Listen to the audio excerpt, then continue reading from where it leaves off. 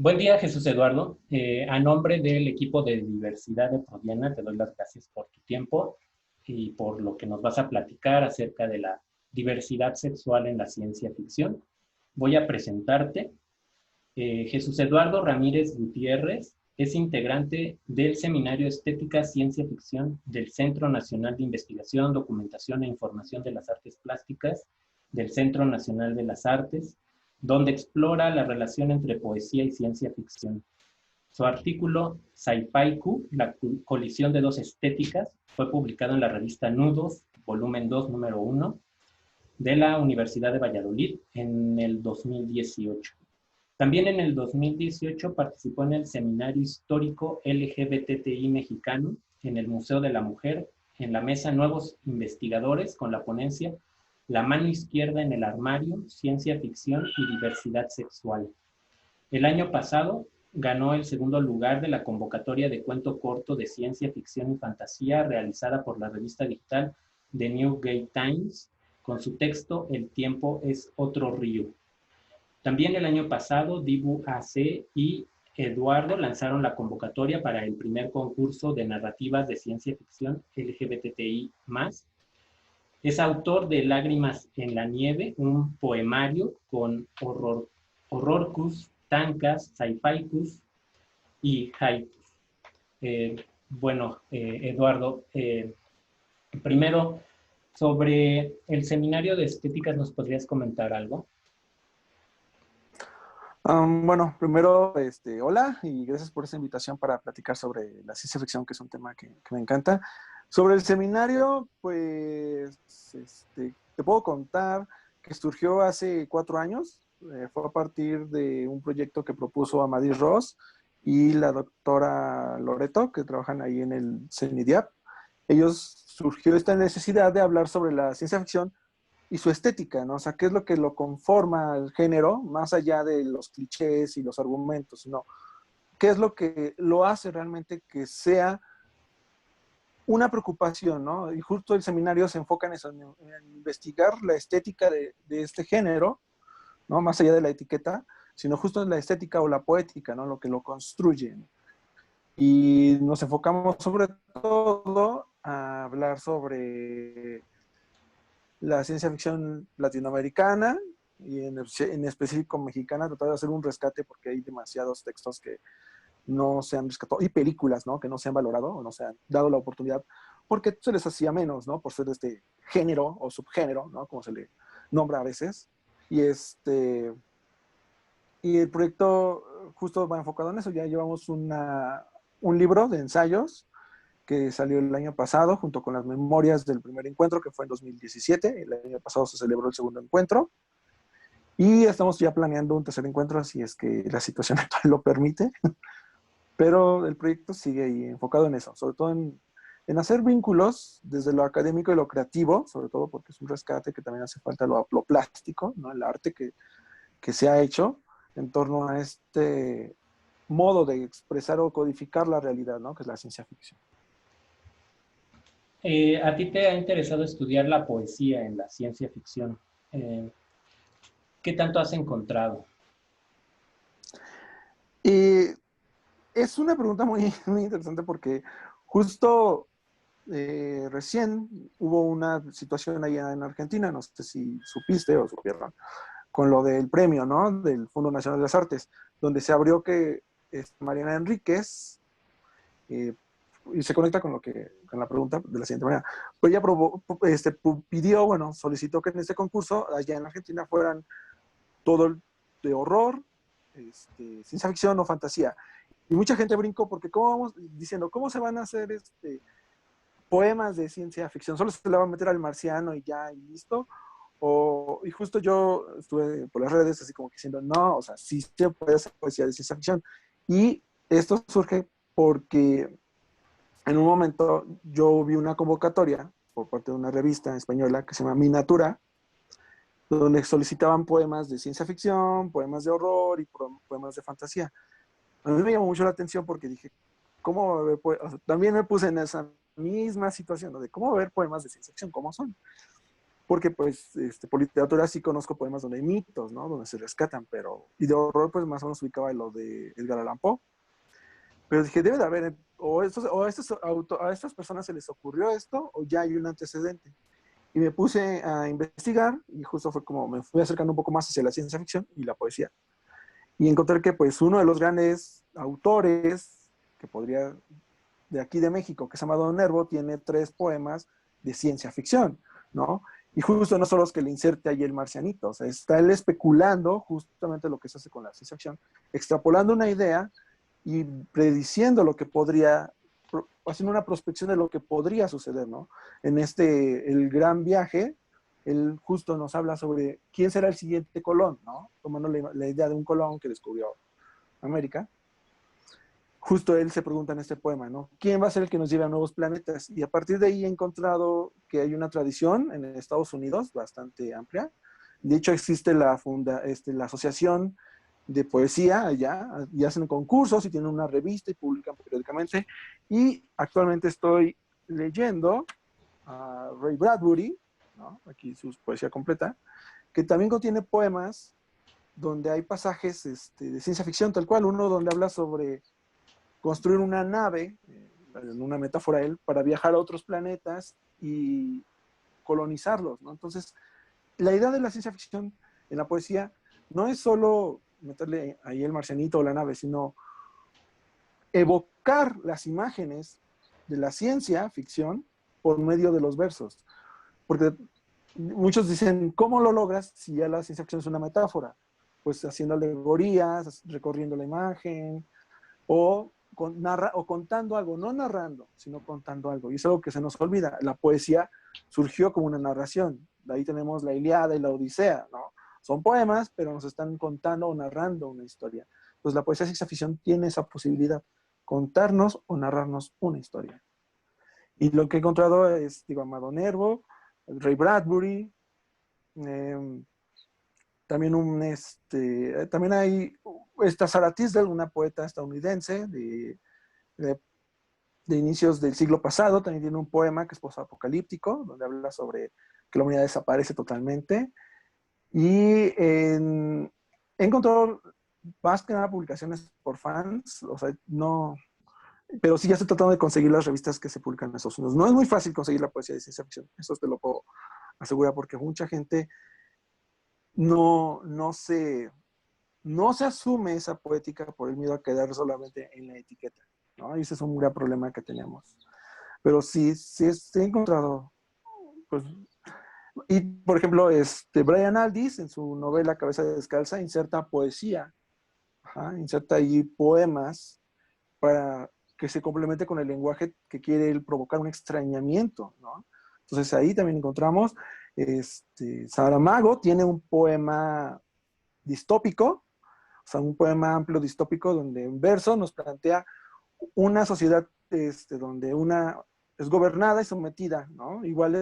Se llama El año de 1993, obviamente como homenaje a 1984, ¿no? Y ahí en todo en verso nos está narrando esta situación. Y un premio Nobel, Richard Harrison, ay, siempre soy muy malo para los nombres, tiene su poema Aniara, ¿no? Es un poema igual largo que nos narra el viaje de esta nave divagando en el espacio y todo lo que sucede dentro de esa nave con los tripulantes, ¿no? Es un poema totalmente. Y es un premio Nobel, entonces ahí hay algo que investigar, ¿no? De por qué se le rechaza este tipo de poesía, pero 2 premios Nobel tienen poemas de ciencia ficción, ¿no? Sí, bueno, muy interesante lo que has encontrado porque, bueno, a mí, por ejemplo, y con seguramente muchos, pues, al acercarnos a la ciencia ficción, nos acercamos o por las películas, las series o la literatura, los cuentos, ¿no? Las novelas. Pero además tú también eres autor de poesía, no solo, por lo que veo sobre Lágrimas en la nieve, no solo de ciencia ficción, sino también de horror. ¿Nos puedes hablar de Lágrimas en la nieve, por favor? Eh, ese, esa plaqueta, el poemario, surgió a partir de hacer ejercicios de escritura de haiku, ¿no? Justo Yo me inicié en el haiku por una plática que recibí, bueno, a una plática a la que asistí en la Biblioteca Vasconcelos. Le impartió la poeta y traductora Cristina Rascón. Ella traduce y escribe poesía en torno a Japón. Y yo me enamoré totalmente de la idea, ¿no? Del haiku, que es ¿Cómo son se los tres. definiría haiku? Perdón que te interrumpa. No, no, no, está bien, justo, no, está bien, eso iba. Porque justo el haiku no, es más allá de los tres versos que contiene las siete, cinco, sílabas que contiene, no. El haiku va más allá, porque sí puedes hacer un poema de esa cantidad y está bien, pero el haiku es captar la esencia de la realidad, o sea, es ver lo que está pasando en tu entorno y dejar que eso te llene y plasmarlo en esos tres versos, porque es plasmar tu impresión de la realidad, no describirla, no mostrarla, es plasmar lo que te causa esa, ¿no? Entonces tienes que justo construir dos versos donde señales esa impresión y el tercero es el remate. Ajá. Entonces ese es un reto, la verdad. Para los japoneses es un poco más fácil porque ellos tienen una tradición más conectada hacia la naturaleza. No es por idealizarlos, porque justo ya estoy leyendo un poco sobre su poética, asistí a un seminario de filosofía japonesa y sí, ellos tienen una conexión más con la naturaleza, pero para eso a nosotros nos cuesta y por eso muchos hacen haiku como tablada, ¿no? Que él fue a Japón y se trajo la idea y muchos le meten rima y le meten metáfora, pero el haiku no necesita metáfora porque es solo tomar el instante y crearlo, recrearlo. Uh-huh. Entonces, el haiku es eso, es como una fotografía instantánea, ¿no? El instante así, sin tratar de adornarle ni meterle nada, ¿no? Y justo descubrí después en esto de la investigación de la poesía y ciencia ficción que existían los sci-fi Q. En 1995 salió el manifiesto. Ahí está, se me olvidó el nombre del autor, lo siento, pero lo pueden buscar en internet, es muy fácil, buscan manifiesto de sci-fi Q. Y este hombre justo retoma las bases, ¿no? del haiku y dice que se puede crear ciencia ficción con esos elementos, solamente sumándole, no solo es meterle la palabra asteroide o meteorito, sino es tratar de recrear como el instante también de lo que se está viviendo. Pero justo en esto de la investigación encontré que tanto Alberto Chimal como José Luis Zárate en el 94, o sea, un año antes de que saliera este manifiesto, ya habían hecho ellos haiku de cyberpunk, ellos les llamaron así, haiku cyberpunk, y es algo de lo que tengo un ensayo justo que se publicó por parte del seminario, lo pueden encontrar en la página del CEDIAP y en mis redes sociales, al final les digo, lo he compartido, y ahí exploro esta idea, ¿no? De cómo ellos juntan la idea del cyberpunk, de lo decadente, con esta idea del haiku. Pero la persona que realmente inició esto, que justo es parte del texto que se publicó en la revista de Nudos, ahí exploro la persona que inició la idea del haiku de ciencia ficción, es esta... Ay, es... No quiero hacer la referencia así. Karen Anderson, esta mujer fue una gran lectora, gran conocedora de la literatura y en un momento pues, se relacionó amorosamente con Paul Anderson, ajá, pues su pareja. Y ella fue la que inició esto, ella tiene sus primeros, lo que son six haiku, como le llamó, y ella ahí explora en seis haiku, seis haiku, la idea de la ciencia ficción, y después sacó otros haiku ubicados en Marte. Entonces, en ese ensayo, analizó 3 de los haiku que publicó esta Karen Anderson. Ella es la madre de los sci-fi Q. Y con lo del horror Q, pues ya fue una idea entre experimentar, que tampoco fue, ya es que lo descubrí, no fue novedoso, pero plantearme de qué pasaría si al haiku le meto un poco de horror, como Lovecraft, que es un autor que me apasiona, y aparte él, pues, también escribió poesía, que es algo que a veces no se sabe, ¿no? Que este autor también hizo versos.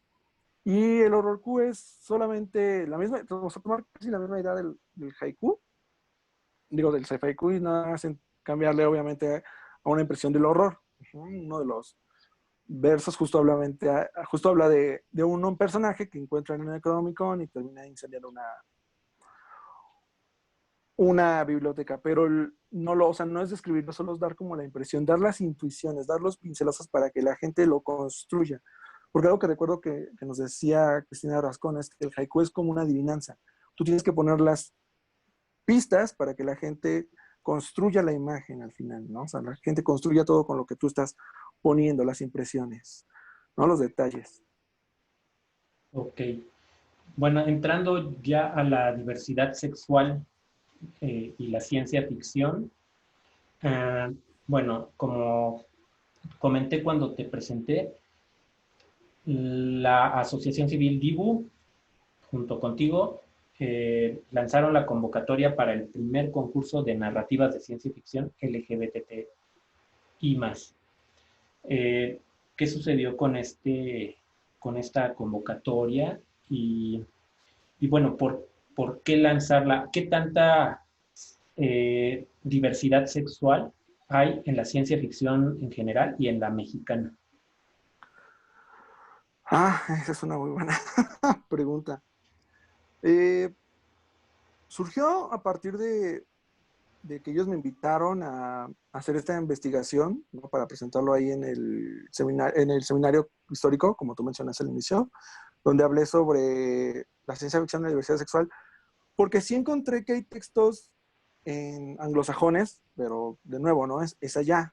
Y habla, sí, puede ser universales como toda la literatura, pero de nuevo, no es la visión desde aquí, ¿no? Desde cómo nos lo planteamos o lo entendemos desde aquí, ¿no? Y justo encontré algunos cuentos. Yo más que nada me enfoqué en cuentos porque muchos siempre hablan de las novelas. Y justo me enfoqué en tres cuentos.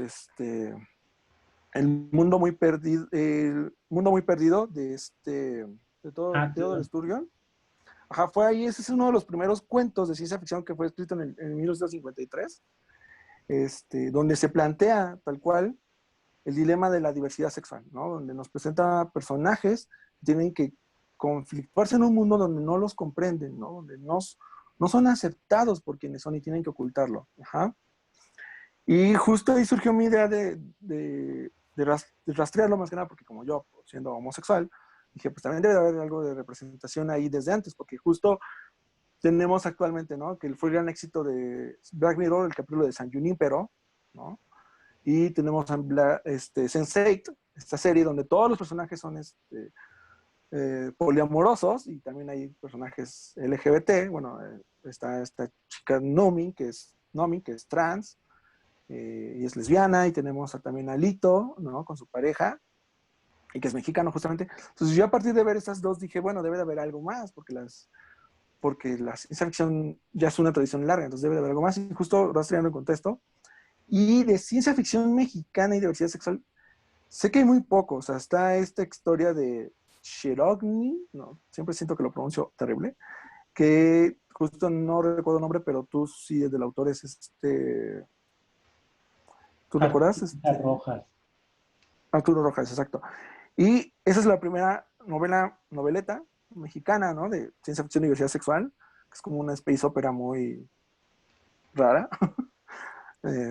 Y justo después, el otro rastro que tengo es tu cuento que publicaste en Homópolis. Pero ya después, indagando un poco más, esos eran los primeros que tuve. Encontré esta referencia en este libro que se llama Horizontes Probables, que es una recopilación de ciencia ficción cubana. Justo aquí viene un cuento que se llama El último reducto deje aquí, reviso el autor, el último reducto de Fabricio González Neira. Ajá. Y aquí él plantea una sociedad donde ya es más aceptada la diversidad sexual, donde ya no hay tapujos, pero lo plantea desde el punto de vista de la gente conservadora. ¿Cómo lo recibiría, ¿no? Esa situación? Y después de ahí no he encontrado, después ya encontré dos lecturas más. Una novela que se llama La mucama de Munculé, de esta Rita Indiana, de ciencia ficción combinado con un poco de santería. Y un cuento de una escritora brasileña, no recuerdo el nombre, pero justo es una cuestión entre transhumanismo y también diversidad sexual. Entonces, al ver todo esto que se estaba publicando y ver que en España sí hay más apertura a que se escriba ciencia ficción, porque justo sacaron un libro ya que se llama Iridicencia, que contiene libros, cuentos de horror, este, ciencia ficción y fantasía de diversidad sexual y licencia, lo pueden descargar gratuitamente, de Lectu. No estoy haciendo comercial, no me pagan comisión, pero pues es importante que sepamos que hay este tipo de lecturas para conocer, ¿no? Y justo después del concurso dije, pues hay que sacar más, o sea, no solo quedarse en un concurso.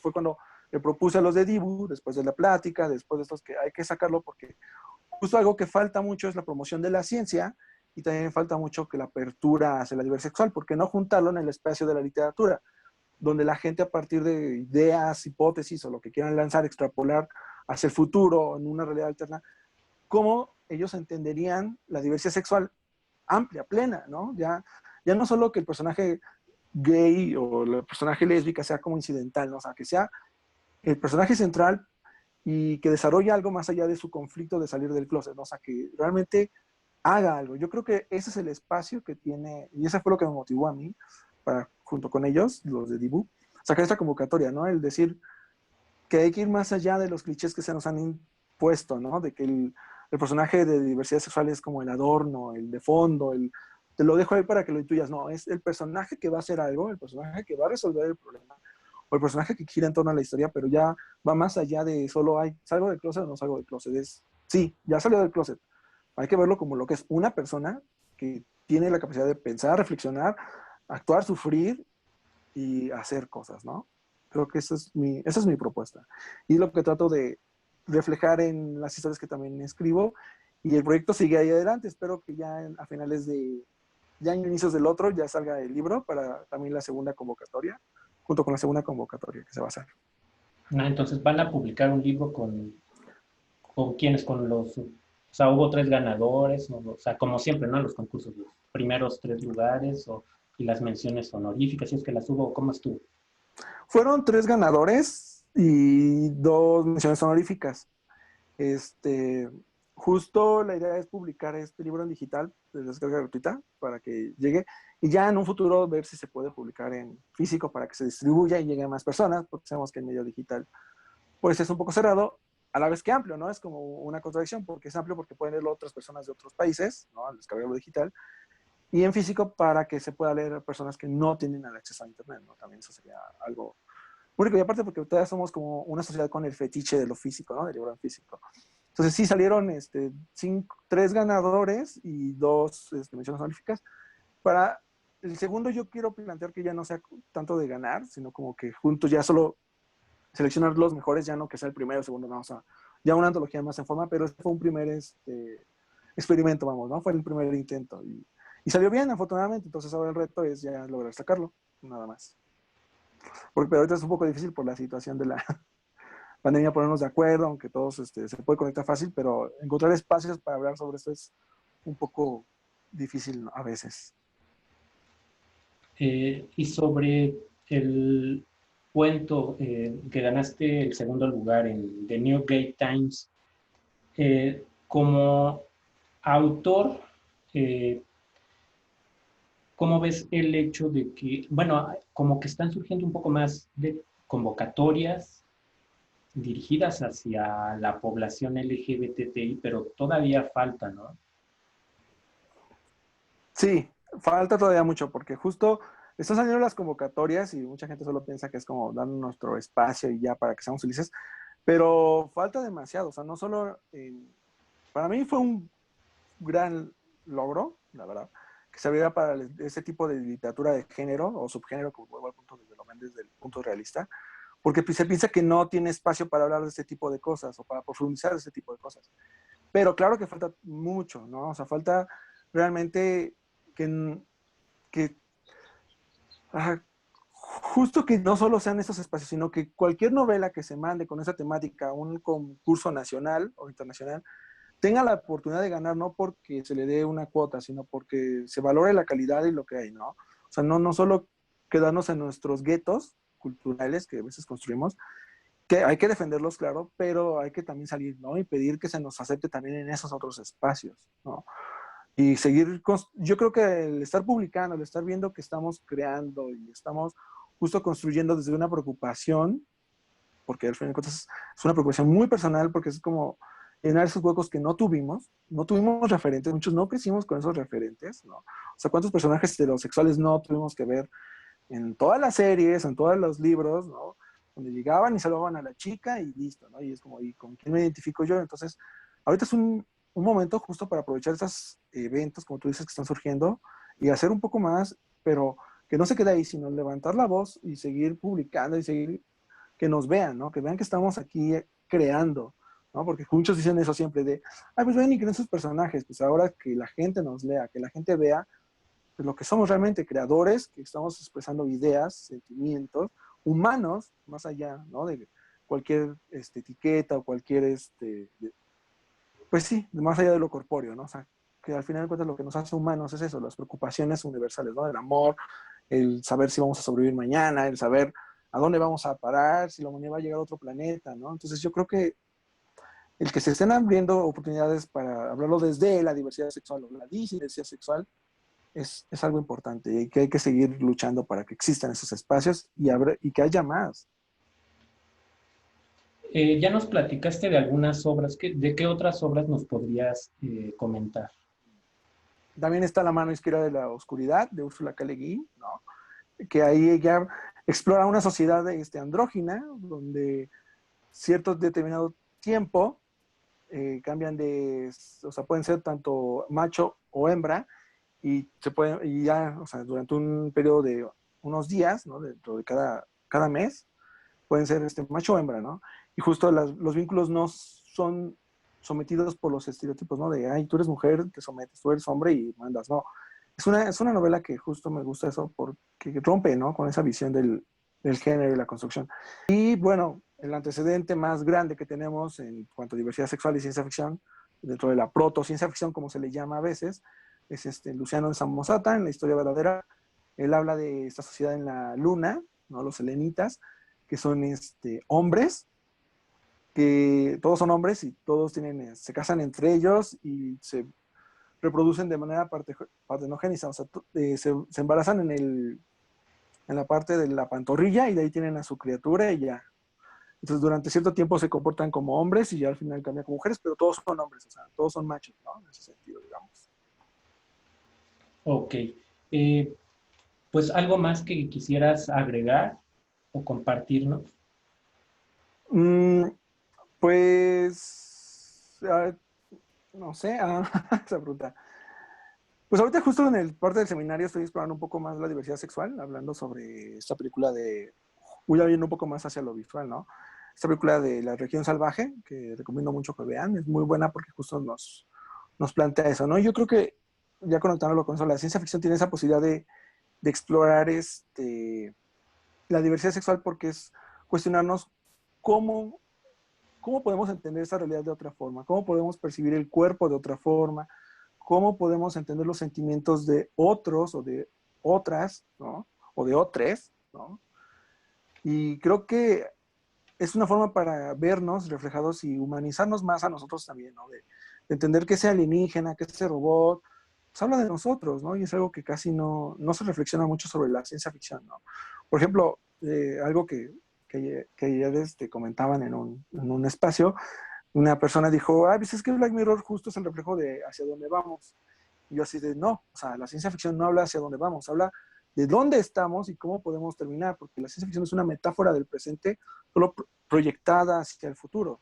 Entonces es algo que a veces se nos olvida, ¿no? Y yo creo que la ciencia ficción es, junto con la fantasía y el horror, espacios para explorar cosas que no queremos explorar en la literatura realista, ¿no?